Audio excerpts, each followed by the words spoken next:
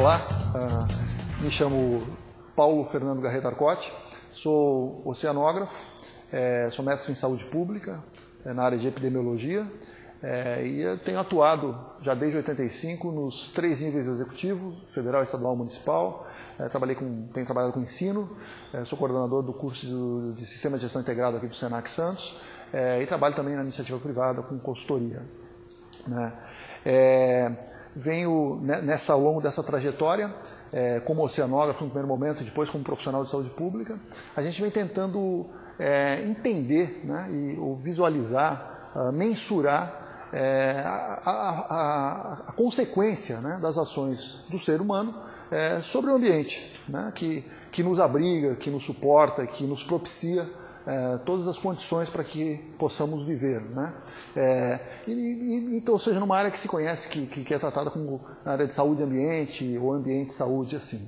E nós vamos falar hoje sobre alterações ambientais da região, no caso da Baixada Santista, como decorrência do incremento das atividades associadas à indústria do petróleo, a gente pode pensar, e as consequências dessas alterações para a saúde dos seres humanos de uma maneira particular.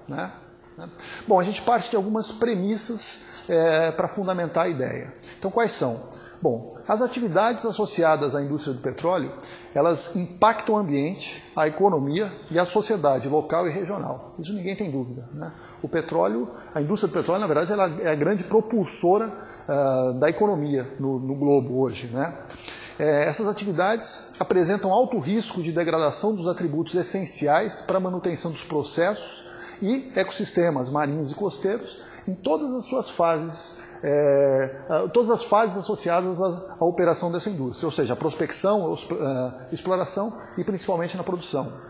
E a sociedade brasileira não apresenta, ao se considerar as instâncias públicas e privadas disponíveis, maturidade e seriedade para se contrapor aos grandes interesses associados. No caso, aos grandes interesses econômicos, que conseguem eleger governantes, conseguem, enfim, promover lobbies que buscam atender o interesse desses grandes grupos que estão por trás dessa poderosa indústria de petróleo, que eu não sou o contrário, de jeito nenhum.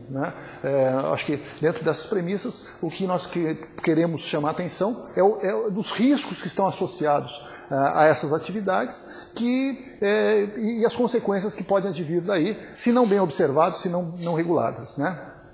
Bom, ainda dentro dessas premissas, constata-se um risco que tais ações, como tem sido característico no Brasil, ou seja, relacionada às riquezas que provavelmente emergirão da questão do petróleo e do pré-sal, propiciem a privatização dos benefícios para pequenos grupos, em contraponto à disseminação dos prejuízos ambientais e sociais para toda a comunidade. Essa é uma grande preocupação.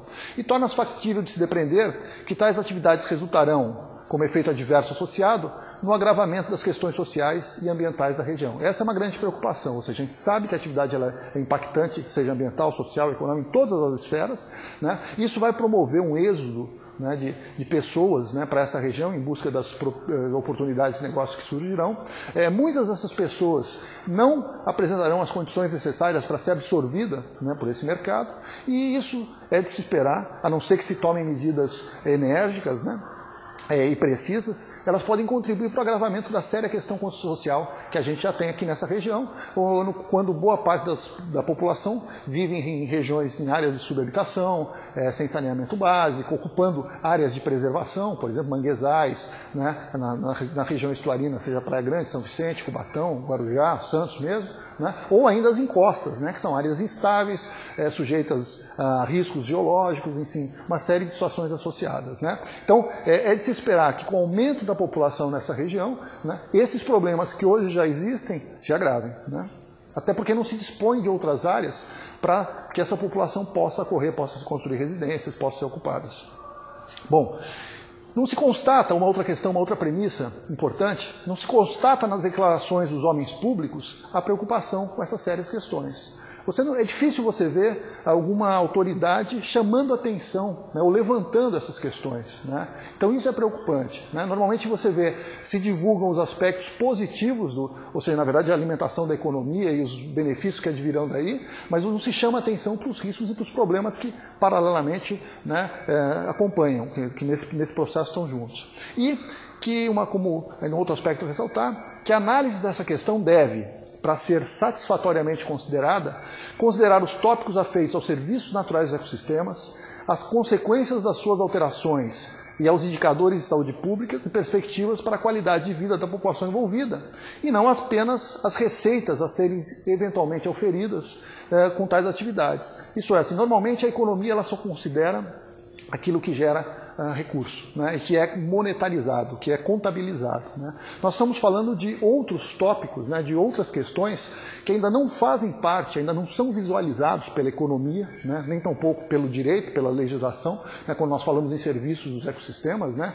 ou seja, a gente já vai abordar logo mais essa questão, que eles não aparecem, eles não são contabilizados. E essas atividades, de uma maneira geral, não só de petróleo, mas todas as outras, elas contribuem para que esses serviços que estão por aí, graças aos ecossistemas naturais que originalmente existem, é um resultado de uma longínqua evolução e associado à própria história da Terra, né, esses serviços deixam de existir na medida que os ecossistemas, que o ambiente ele é simplificado. Ele é urbanizado, ou ele é transformado em agricultura, ou ele é transformado em portos, né, ou atividades para maricultura. Então essas atividades, todas elas, ainda que gerem recursos, que alimentem a economia, que gerem empregos, né, que arrecadem tributos e impostos, que é a ferramenta pelo qual se mantém um Estado, né, elas, por outro lado, implicam na perda de alguns atributos. E é importante que a gente, nessa análise, né, faça o balanço dessas questões, algo que ainda, infelizmente, ainda não está presente na economia formal, né. Bom, avançando um pouquinho, a gente assume um pressuposto aqui, né. Ou seja, quando toda essa atração do petróleo, né, essa importância que ele tem, na verdade nós temos que levar em conta que o petróleo ele é utilizado basicamente como fonte de energia, né?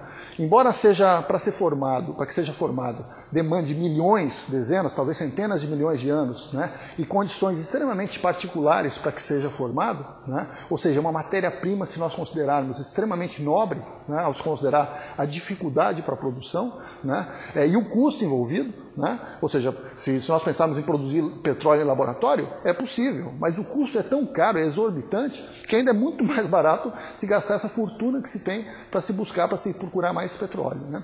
Mas, ou seja, esse produto, essa matéria-prima, né, esse recurso não renovável, ele é tão, embora tão valioso e com tantas utilidades, ele é basicamente utilizado com uma finalidade só, que é energia para movimentação, para propulsão, para queima, para produzir energia em motores a combustão. Bom, isso é uma situação que choca se nós pararmos para analisar. Por exemplo, se nós considerarmos que um tanque de combustível, né, de qualquer automóvel, né, 80% desse tanque de combustível vai ser perdido, né, ao motor, em função do funcionamento do motor, seja como calor, seja como atrito, como desgaste de peças, seja como ruído, seja como, perdas associadas ao processo. A gente, e não sou eu quem diz isso, são especialistas em termodinâmica, pessoal que trabalha com física, né, apenas 20% dessa energia, já que 80% foi perdida, movimenta o veículo. Né? Ou seja, então, logo no começo já temos 80% de perda associados a calor, a ruído, a desgaste, a atrito, né, desgaste mecânico. Bom, se nós considerarmos que 20% do tanque de combustível é o que movimenta o veículo, aí nós temos que fazer uma outra operação. Se nós considerarmos que a massa do veículo mais o condutor representa em torno de 1.000 kg, né? Ou seja, nós temos assim, então, que 20% do tanque de combustível vai movimentar 1.000 kg. Né? Mas, se pararmos para considerar que a massa do veículo corresponde de 90% a 95% desse total, já que o condutor vai pesar entre 50 e 100 kg, né? Nós temos que o seguinte, ou seja, a massa do condutor do veículo de 90% a 95%, a massa do condutor de 10% a 5%, totalizando 100% que é a massa do veículo com o condutor, que necessitou de 20% da energia para se mover, nós concluímos que o quê? Que a movimentação do veículo consome entre 18% e 19% dos 20% que nós falamos que movimentava o veículo. E sobra para movimentar o condutor, né? Ou seja, o que efetivamente realiza o trabalho, que é levar o condutor de um lugar para o outro, que é para isso que existe o veículo, vai utilizar entre 2% e 1% da energia de todo o tanque de combustível. Então considere isso, sempre que você olhar, ou sempre que encher o tanque de combustível, seja de gasolina ou álcool, que apenas, se você estiver conduzindo o veículo sozinho, apenas 1% ou no máximo 2% dessa energia é que vai realizar o trabalho de te conduzir para um lugar para o outro, né? E, portanto, os outros 98% ou 99% serão perdidos, a gente vê que é um grande absurdo isso, né? Se utilizar uma matéria-prima tão nobre para produzir um trabalho tão primário como esse. Então, se nós compararmos, assim, talvez um jumento puxando uma carroça seja mais eficiente em termos energéticos do que o uso desses motores a explosão, né? Óbvio que não tem o mesmo conforto, você não vai ter ar-condicionado, não vai ter silêncio, você não vai ter ruído, não vai ter um CD ouvindo música que você gosta, mas em termos práticos para realizar o trabalho, o que a sociedade hoje se move da mesma forma que nos tempos passados, com a diferença que antes se usava o jumento e agora se usa o petróleo. E é um grande absurdo.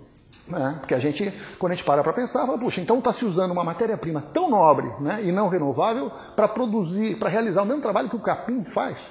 Puxa vida, e chamamos isso de desenvolvimento tecnológico, e mais ainda, isso quando nós vemos que as grandes metrópoles não transitam, porque o trânsito está parado, porque não tem transporte público, porque a opção foi pelo transporte individual, né? E que, mais ainda, foi pelo transporte rodoviário, puxa vida, mas isso é falta de visão, e aí nós começamos a nos preocupar, a tentar entender as consequências disso para a saúde pública, né? Doenças respiratórias, né?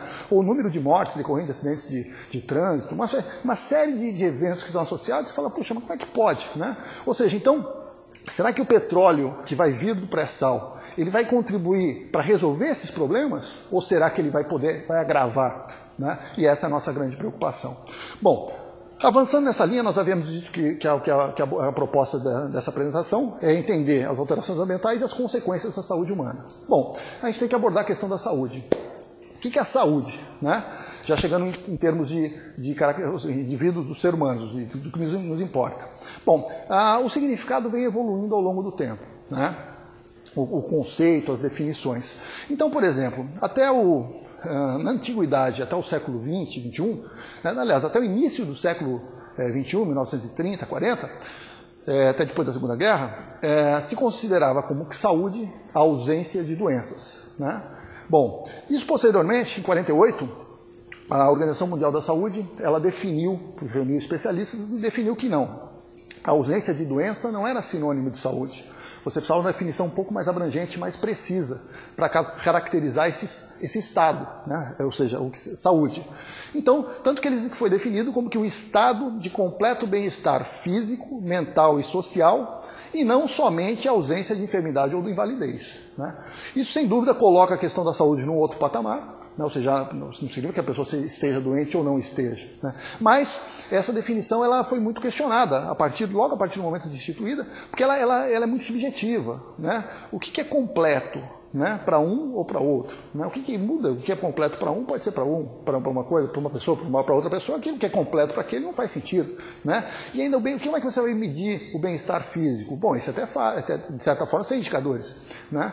Mortalidade infantil, a altura da pessoa, índice de massa corpórea, expectativa de vida, ausência de morbidades, né? Ou seja, então isso você consegue medir, né, por análises clínicas e análises estatísticas. Bom, como é que você define estado bem-estar mental? Né? Fala, bom, isso tá pela forma como a pessoa ela passa a criança a época da educação, como a profissão que ela adota, como é que ela se insere no mercado de trabalho, bom, enfim. Mas e o social, né? Como é que você vai medir? Enfim, são indicadores difíceis de se mensurar de certa forma.